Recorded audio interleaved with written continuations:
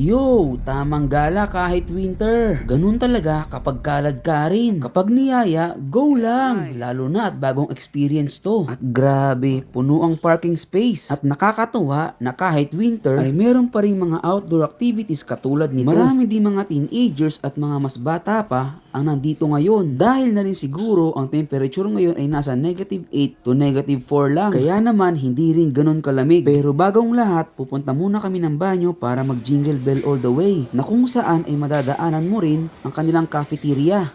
Okay, so let's go. At dahil magre-rent lang kami, kailangan muna mag-fill up ng form. Grabe ka naman maka-adult. Matapos makapagbayad ay ibibigay na sa'yo ang helmet at boots. Hindi ko alam ang tawag dyan, pero sigurado na ina-adjust nila yan depende sa size ng boots. For safety purposes na rin, syempre. So let's go. At dahil first time ko, dito muna tayo sa training area. Hindi naman nakakatakot. Pataas na kami. Let's make some fun! Salamat nga pala kay Kuya Ronnie sa pagturo sa akin ng mga basics. At ito na, wala nang atrasan to boy. At matapos ang 5 beses na magpatalbog-talbog, napagtanto ko, walang jo.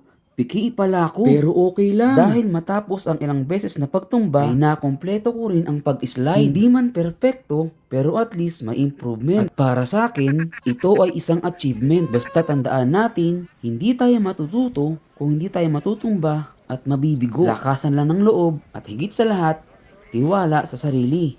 Time.